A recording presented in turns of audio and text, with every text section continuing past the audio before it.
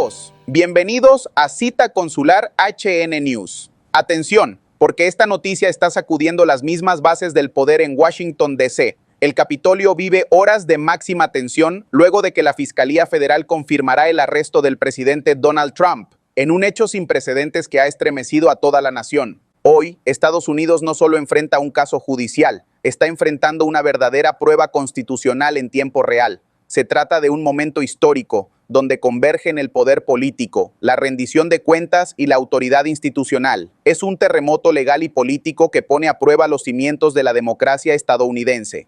Durante décadas, la ley ha sostenido un principio claro: nadie está por encima de ella, ni presidentes ni presidentes. Ese principio hoy se activa con más fuerza que nunca.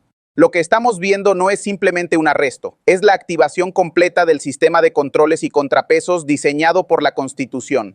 El equilibrio entre el cargo y la ley, entre la autoridad y la responsabilidad, está siendo examinado con una intensidad sin precedentes. Y lo que marca la diferencia en este momento es que los mecanismos no son simbólicos ni teóricos.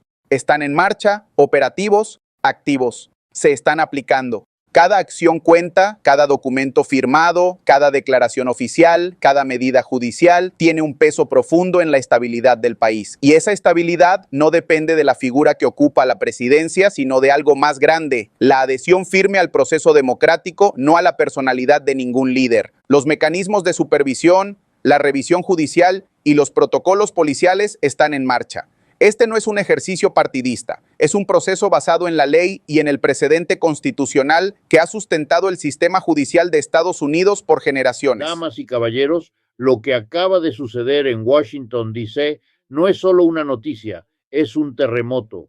La Corte Suprema de los Estados Unidos acaba de asestar un golpe judicial que ha sacudido los cimientos mismos de la República y que de hecho ha puesto un fin brutal, definitivo e irrevocable a la era de la inmunidad legal de Donald Trump. Si alguna vez hubo un momento en el que el aire se congeló en Mar-a-Lago, ese momento es ahora. Estamos presenciando cómo el expresidente y todo su vasto equipo de defensa se hunden en un estado de conmoción absoluta.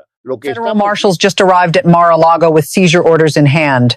Armed agents began the unprecedented $540 million asset forfeiture process at precisely 6:47 a.m. this morning, marking the first time in American history that a former president's private residence has faced federal asset seizure under armed guard. This isn't some routine tax dispute or civil matter. This represents a catastrophic escalation in the ongoing criminal investigations, triggered by new evidence so damning that federal prosecutors moved immediately to secure Trump's most valuable properties before they could be hidden or transferred. When U.S. Marshals arrive at dawn with court-ordered seizure warrants, something enormous has just detonated in the legal system. Hit that subscribe button right now because you won't want to miss any of the videos I release. So, what set off this extraordinary move? A sealed federal court filing obtained by multiple news outlets reveals that prosecutors have identified what they call systematic financial fraud, totaling over $540 million connected to the classified documents case. This isn't just another legal challenge or political persecution claim. Federal judges don't authorize armed seizures of presidential properties unless evidence of serious criminal activity has reached an undeniable threshold. And believe me, when federal marshals deploy at Mar-a-Lago before sunrise, you know something absolutely explosive has been building behind the scenes. Here's the full picture of what's been unfolding. Tensions between Trump's legal team and federal prosecutors have been escalating for months, fueled by missed court deadlines, failed compliance with subpoenas, and repeated attempts to delay document production. But everything reached a breaking point on January 14th when special counsel Jack Smith filed an emergency motion with Judge Aileen Cannon requesting immediate asset preservation orders. According to sources familiar with the filing, prosecutors presented evidence that Trump had been systematically moving valuable assets through a network of shell companies and family trusts, potentially to shield them from future forfeiture proceedings. The sealed motion reportedly details transfers totaling $340 million in the past 6 months alone, including artwork, rare books, and property deeds that federal investigators believe were purchased using funds directly connected to the classified documents scheme. This wasn't about protecting legitimate business interests. It was about hiding the proceeds of what prosecutors characterize as a multi-year criminal conspiracy. Smash that like button if this is making sense so far. Here's where it really gets serious. When federal prosecutors reviewed financial records subpoenaed from Deutsche Bank and JP Morgan Chase, they discovered a pattern they describe as sophisticated asset laundering designed to frustrate future law enforcement actions. ¿Te das cuenta de lo que se destapó esta semana?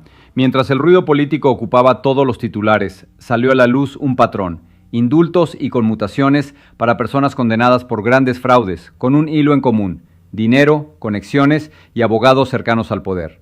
Soy Diego Serrano y esto es La Opinión de Todos. Ahora sí, vayamos al grano, porque esto no es un chisme más. Es una señal de cómo se está usando una herramienta que, en teoría, existe para corregir injusticias, no para premiar lealtades. Según un reportaje de investigación, varios beneficiados con clemencias recientes comparten dos rutas de acceso. O bien, sus círculos han aportado grandes sumas a comités políticos que apoyan a Trump, o bien contrataron a figuras del mundo legal que orbitan alrededor de Trump y su entorno. Y cuando se repite el mismo esquema una y otra vez, ya no estamos hablando de coincidencias, estamos hablando de un sistema. Piénsalo un segundo. El poder de perdonar es uno de los más fuertes que tiene un presidente.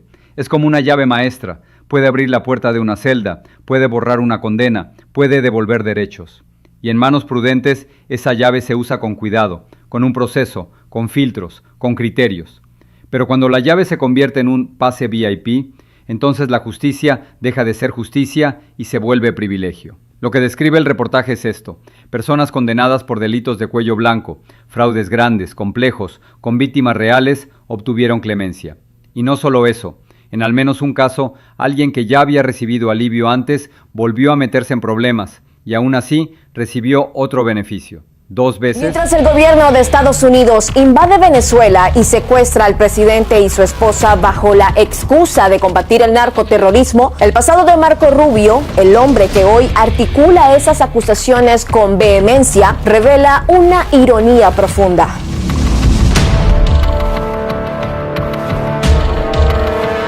Marco Rubio, secretario de Estado y principal voz de la política exterior estadounidense hacia América Latina, construye su perfil moral sobre un terreno familiar y político minado por asociaciones turbias y financiamiento cuestionable. Si alguna vez has escuchado a Marco Rubio hablar durante más de 2 minutos, habrás oído hablar de cómo su padre se dedicaba al whisky para pagar las cuentas familiares. Pero ¿sabías que su cuñado se ganaba la vida vendiendo cocaína? Así es. El chico de oro del Partido Republicano, su hermana mayor Bárbara, se casó con el segundo al mando de un cártel de cocaína con sede en Miami en los años 70 y 80. Su propio origen político está enraizado en el Miami de los 80, la capital estadounidense del narcotráfico durante la era de los Cocaine Cowboys. En el centro de esa tormenta criminal estuvo su propio cuñado Orlando Sicilia, cabecilla de una organización que movió $75 millones en cocaína para el cartel de Medellín. Documentos judiciales y reportes periodísticos confirman que el adolescente Marco Rubio vivió durante un mes en la misma casa que Sicilia usaba para almacenar kilos de droga. Un detalle que el ahora secretario de Estado ha minimizado alegando ignorancia total. El secretario de Estado de Estados Unidos en este momento, Marco Rubio, su cuñado fue uno de esos traficantes de carteles, un narcotraficante de origen cubano, delincuente condenado, testaferro de una operación de drogas. Ahora, no conocemos los detalles de cómo llevaron a cabo esa operación de contrabando, pero era el cuñado de Marco Rubio y estaba en una lancha. Entonces, estamos diciendo que su cuñado debería haber sido asesinado. Yo pensaría que alguien debería preguntarle a Marco Rubio si fue un error que su propio cuñado no fuera asesinado por Estados Unidos, sin juicio ni ningún tipo de condena.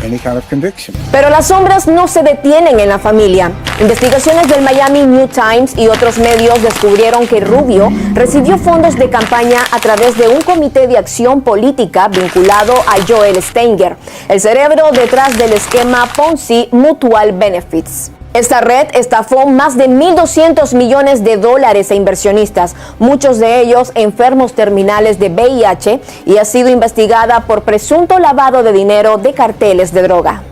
El señor Rubio tiene un largo historial de corrupción que sus enemigos políticos podrán explotar fácilmente. Lo más problemático es que el FBI lleva años investigando a David Rivera, uno de los mejores amigos y aliados políticos del señor Rubio, y posiblemente uno de los congresistas más corruptos en la pintoresca historia de Florida. La conclusión es inevitable. La autoridad moral con la que Estados Unidos, a través de personajes como Marco Rubio, intenta dictar la política antidrogas continental, se resquebraja ante su propia historia. Cada vez que Rubio pronuncia la palabra cartel, su pasado responde con un eco incómodo, recordándole que es mejor no arrojar piedras cuando se tiene techo de cristal. Esta noticia podría marcar un antes y un después en la situación judicial del presidente de los Estados Unidos, Donald Trump. Su estrategia de defensa, cuidadosamente construida durante meses, se acaba de desmoronar. Y lo que la ha derrumbado no es una jugada de la fiscalía, es una traición interna. Amigos, hoy les traemos una bomba informativa desde los tribunales de Manhattan. El testigo estrella de Trump, la figura clave en la que su equipo legal había depositado toda su esperanza, se ha pasado al otro lado. Ahora forma parte del equipo acusador y promete testificar bajo juramento contra el propio presidente. Pero esto no es cualquier testigo. Estamos hablando de alguien que estuvo en cada reunión decisiva, que manejó documentos confidenciales. Lo que se siembra, se cosecha. Es la ley más antigua del universo. Es la regla que ningún imperio puede escapar.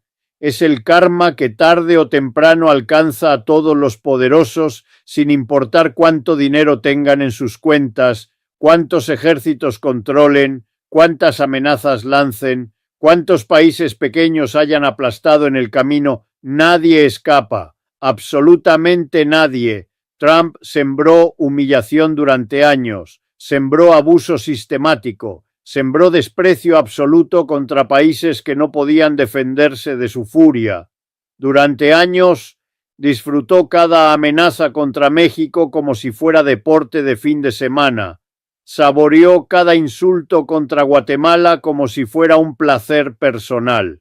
Celebró cada sanción contra Cuba como una victoria. Aplaudió cada deportación contra Honduras como un logro. Se sintió completamente invencible aplastando a los pequeños. Se creyó eternamente intocable destruyendo a los débiles. Pensó que nunca llegaría el día en que alguien le devolviera la medicina. Ese día llegó, y quien sostiene la cuchara es Vladimir Putin. Ahora Putin le está dando su propia medicina a Trump, gota por gota, humillación por humillación, desprecio por desprecio, con la misma frialdad, con la misma crueldad calculada, con el mismo placer apenas disimulado. El abusador está siendo abusado, el humillador está siendo humillado, y el mundo entero tiene asiento de primera fila para ver el espectáculo más satisfactorio de la geopolítica moderna. Porque lo que acaba de pasar entre Trump y Putin no es solo una derrota diplomática, es karma en estado puro, es el universo cobrando facturas, es la prueba viviente de que nadie, absolutamente nadie, escapa de cosechar lo que siembra.